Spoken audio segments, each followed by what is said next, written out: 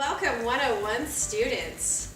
This video we will be covering transfer of microorganisms both from a broth and from a culture to a plate.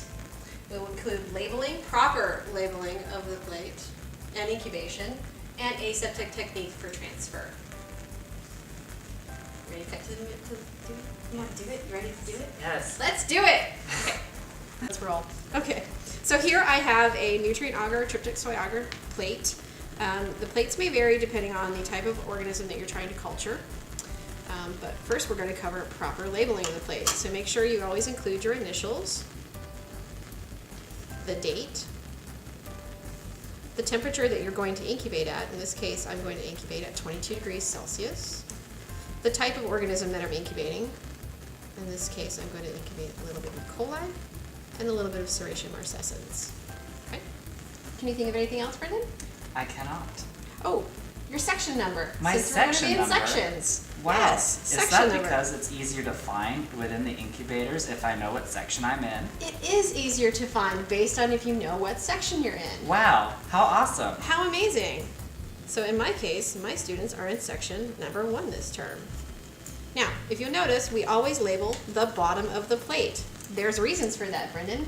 What are the reasons? Sometimes lids can fall off of plates, and then if they're gone for good, and we can't find who or what is actually there. That's about it. That's about it? That's about it? That's the only reason? Yeah, the only reason. Well, if you're isolating different colonies and the lid spins around, do you know where they are or what they are? And you've labeled the lid? No, I don't. No, you That don't. would make it actually hard to isolate our colonies, wouldn't it? So very hard. Yes. Now, before we start streaking, how are we going to incubate this, Brendan? Don't know. I would say I would have the lid on top, because that makes sense. Because that makes total sense? Total sense. Total sense. But what about the moisture? Can we see the moisture already? Microbes don't need moisture, Wyva. But they totally need moisture. Wow, so how should I incubate it? You should always incubate it bottom up. Okay. Well, it prevents the moisture from falling down on your organism, which is what you don't want. Okay, that makes sense. Does it make sense? It does. It Thank should you. make sense. So always label your plate properly and incubate upside down. Never label the lid and never incubate top up. So first we're going to demonstrate a simple streak transfer from a plated culture onto a new plate. So for this instance, we're going to divide our plate in half, again dividing on the bottom, and we're going to indicate which one has which organism. So on this side we're going to put E. coli, and on this side we're going to put Staph epi. Or no, Serratia marcescens. Yeah? Right. Yeah. Yes. Okay. Easy to get confused. Very easy. Okay. So, for this step, we will demonstrate a transfer from plate, such as this one, to another plate. Remembering your perfect aseptic technique, you're going to set your loop into the flame right where the two cones meet, because that's where it is the hottest, and try to get everywhere on your loop that will actually touch a microbe. You don't have to go so far up in this case, but that's fine. And then you're going to wait for it to cool. Now, it's important to not wave your loop around while it's cooling, because you could get more microbes on it, but you guys probably know that already. To test and see if your loop is actually cold enough, you can touch it to a part of the plate that has no microbes on it, and if you don't hear a sizzle, you're fine to go. So what we're going to do here is grab a little sample of E. coli. We don't need a whole lot. One of these little isolated colonies will do, and we'll just take a little dab. Awesome. And then we'll transfer over to this other plate with a little squiggle. That's all you have to do. You don't need to see anything on the plate to know that you have something there. Cover it, flip it back over, reflame your loop, and you have transferred from a plate to another plate. Okay. Awesome. Always reflame your loop a second time afterwards to get everything off of it. Brendan, is there a certain angle we should hold the loop at when we flame? Generally, you want to hold it at about a 45-degree angle. This will allow your loop to heat up faster and avoid the possibility of you hurting yourself. If you go down like this, you can do it, but it's a little bit more difficult and you may end up accidentally touching the flame. If you go too high, you will cook your hand, and that's not good either. No. Does that answer your question? That does answer my question. Thank Awesome. you. We will now demonstrate how to go from a broth culture to a plate. Now, broth cultures are a little bit more difficult because you not only have to flame your loop, but you have to flame the tube. In this case, I've already flamed my loop, so I will not do so again. But carefully open your tube as such, whisk it through the flame a few times to make sure the end is cooked. Carefully drag your loop into the media, swirl it around a little bit, you don't need too much.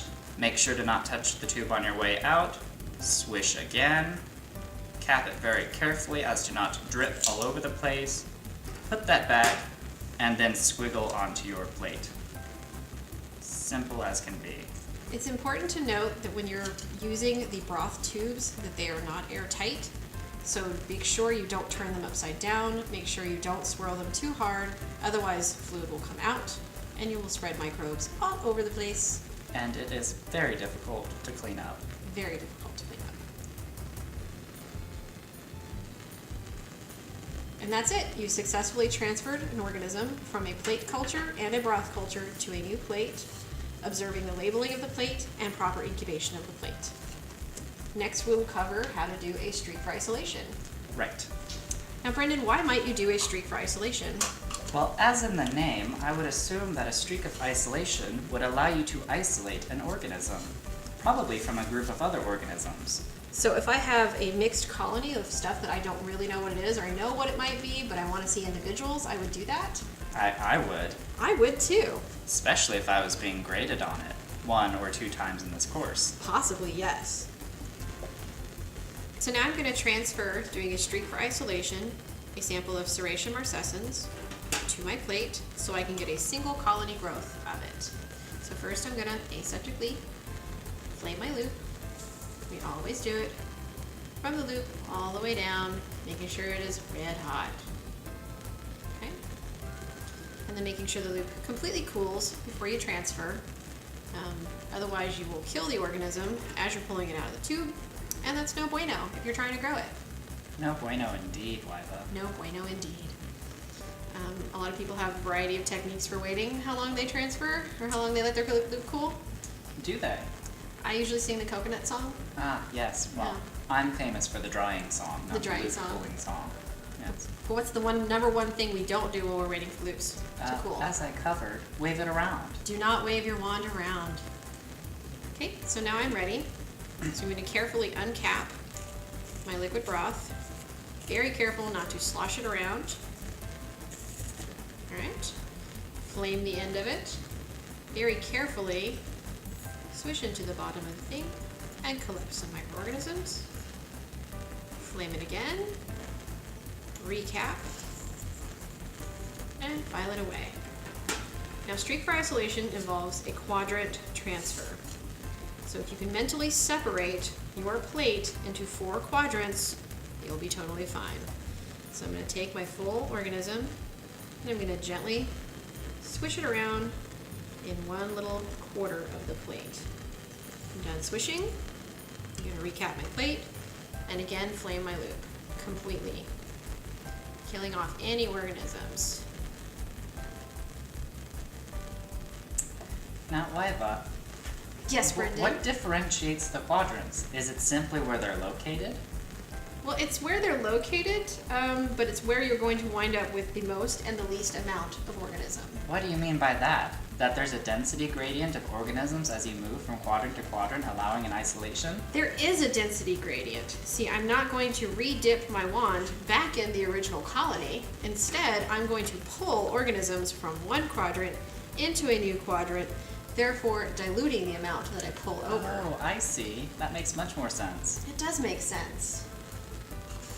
Okay, my loop is cool. So it can be difficult to see, but I look for the little shiny bit, and then I gently dip it into one corner of the shiny bit of old culture, and I bring it over to a new quadrant. And then I recap and reflame. Reflame in between each quadrant pull helps to reduce the amount of organism that you're going to pull. Does that make sense, Brendan? That makes more sense to me. That makes sense to me too.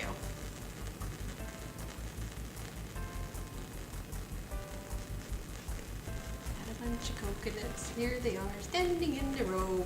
A deedly dee. The coconut song. Okay. If it takes you a while to get used to seeing the quadrants, you can divide the bottom of the plate into 4 quadrants if it makes it easier for you.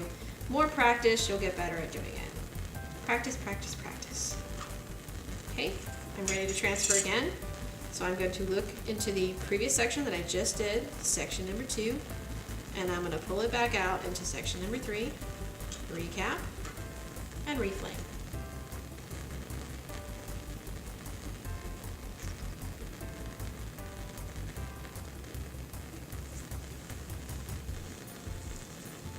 Brendan, what's your cooling song? If I tell you the cooling song, it doesn't have its magic anymore. Oh, it loses its magic effect. Yes, as I tell my students, the cooling song is unique to you, so you need your own. You need your own cooling song. Yes. Some people have been known to sing the happy birthday song. Right. It is long enough. It is true. You could do the happy birthday song. What would happen though if the loop was too hot and I tried pulling into a new quadrant? Well, I believe, as you stated before, too hot of a loop and you'll kill all of your organisms, and then nothing will grow. So I won't get single isolated colony. Right, you'll just get a lot of burnt husks and exploded cells. And we don't want dead bacteria. Not in this case. Okay, so for the last quadrant, again, I'm going to reach into my 3rd quadrant, pulling out a single streak, swishing it up, and then I usually just do a single line up. It really doesn't matter, just make sure you aren't going over previous streaks again, because you don't want to start rediluting again. Or not rediluting. Are you putting more on there? Probably concentrating. Reconcentrating, yes. Okay, and again, aseptically flaming my loop one more time, flipping it upside down because I'm going to incubate it now, and moving it off to the side. Now, incubating your organisms depends on the type of organism that you have, what you're going to incubate at. Serratia marcescens is unique in that it exhibits a pink phenotypic response at 22 degrees Celsius. So if I know, or I think I might have Serratia marcescens, I might incubate this organism at 22 degrees Celsius and look for a pink colony growth. Right.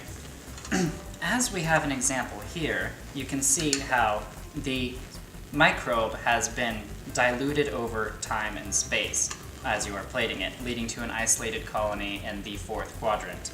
You started here, swished around, flamed, swished this direction, flamed, swished again, and then on the 4th you have isolated colonies that you could then pick for further testing.